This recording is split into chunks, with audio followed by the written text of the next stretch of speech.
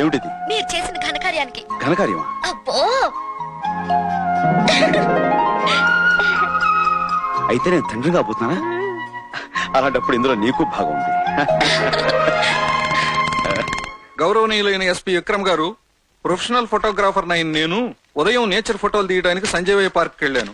అనుకోకుండా అక్కడ జరిగిన ఘోరాన్ని చూసి వెంటనే ఫోటోలు తీశాను. నా కళ్ళ ఎదురుగానే గోండా పృథ్వీ ఐజీ శర్మ గారిని కాల్చి చంపాడు.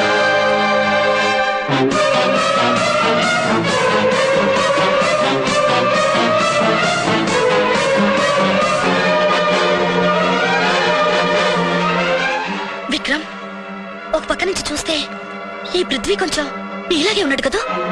మనుషులు పోలిన మనుషులు ఉండొచ్చు, కాకపోతే ఇలాంటి హంతకుడు నా పోలికతో ఉన్నందుకు సిగ్గుపడుతున్నాను. దేవుడు లాంటి శర్మ గారిని దారుణంగా చంపిన ఆ పృథ్వీని వదిలిపెట్టాను. వాడిని అరెస్ట్ చేసి కోర్టులో నిలబెడతాను. తప్పించుకోవాలని ప్రయత్నిస్తే నా చేతులతో నేనే కాల్చి పారేస్తాను. వచ్చాబద్ధం. నేనేమిటి ఐజీ శర్మ గారిని హత్య చేయడం ఏమిటి? ఇదంతా బెనర్జీ ముఠా వాళ్ళు చేసిన ప్లాన్ అయి ఉంటుంది. అవునా? వెంటనే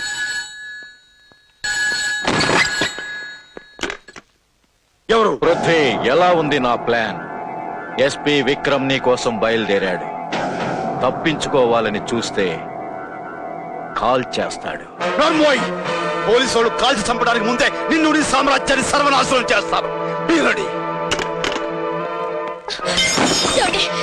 పడకండి, సీత, మాట వినండి. నాకు అడుగు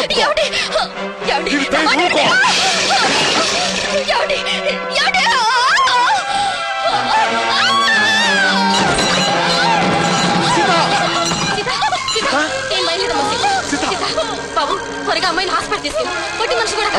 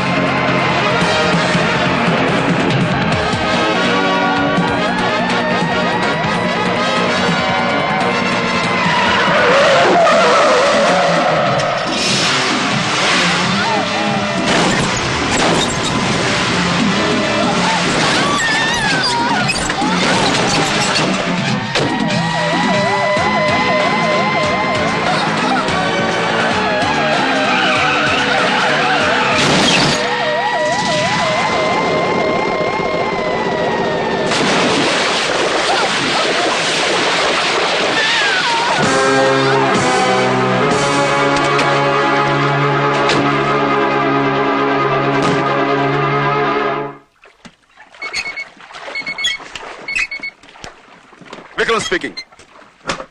ఇస్ ఇట్ హాస్పిటల్ పేరు? ఓకే, నేను వెంటనే బయలుదేరి వచ్చేస్తున్నాను. Yes, immediately. Doctor, don't worry, she's all right.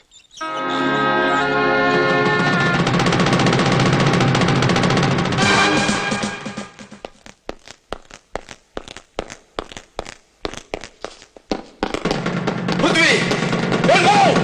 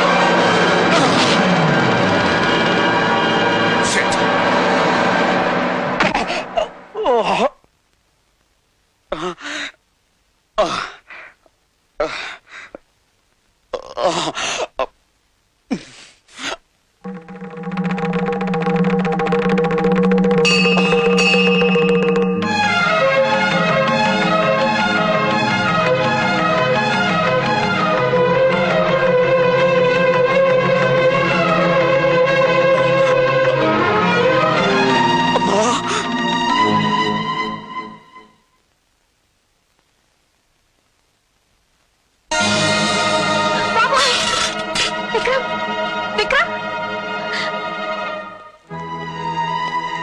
చూడమ్మా, అతనికి బుల్లెట్ దెబ్బ తగిలింది.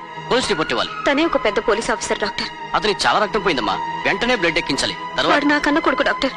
నా రక్తం సరిపోతుంది. పైచి మీరు లోపల అండమ్మా.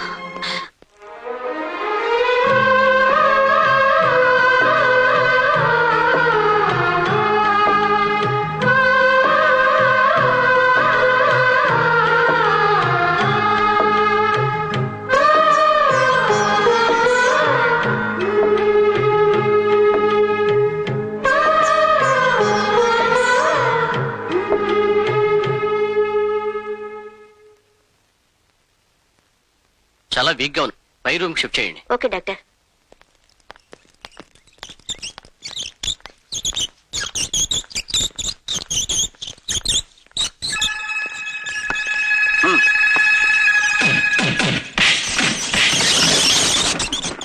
సార్, మీకు వైర్లెస్ మెసేజ్ సార్. పృథ్వీ ఆచూకి తెలిసిందట.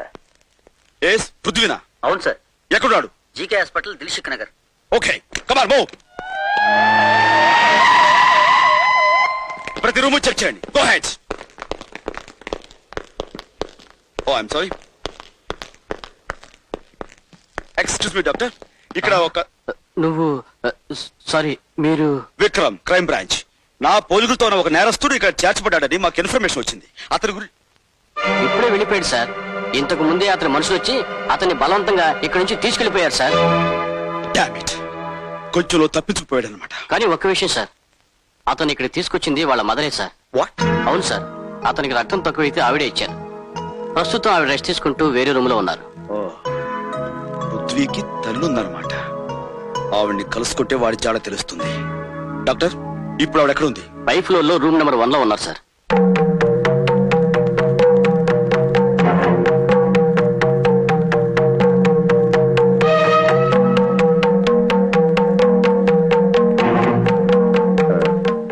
చూడండమ్మా.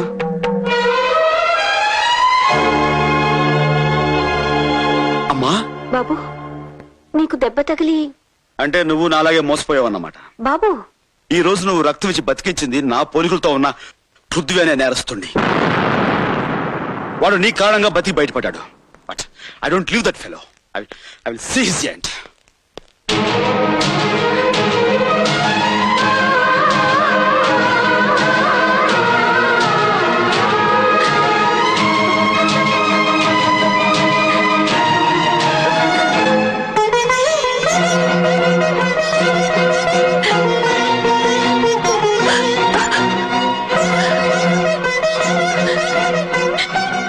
భగవంతుడా, వాడు నేను లేడనుకుంటున్న పెద్ద కొడుకు పృథ్వీ అంటాడా?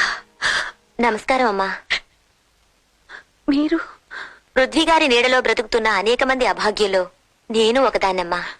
ప్రతి ఆడదానిలోనూ అమ్మను చూసుకొని వారికి సహాయం చేసే ఆ బాబు దేవుడమ్మా. మా అందరి దేవుణ్ణి కాపాడిన మీకు మేము రుణపడి ఉన్నాం.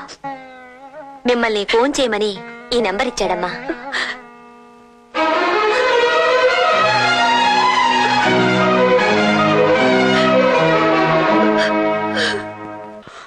అవును సీత, అమ్మను చూశాను.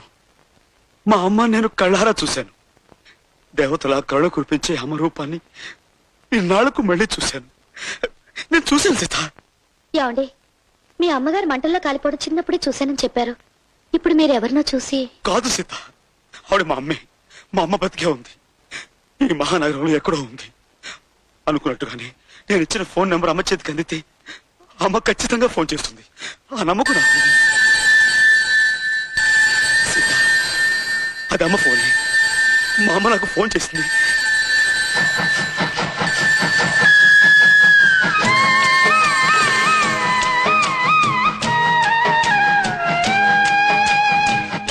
అమ్మంటే ఉంటే మెరిసే మేఘం నానంటే నీలాకాశం నూరేళ్ళ ఆశాదీపం నువ్వే మా ఆరో ప్రాణం నువ్వే మా తారాదీపం పూజా పుష్పం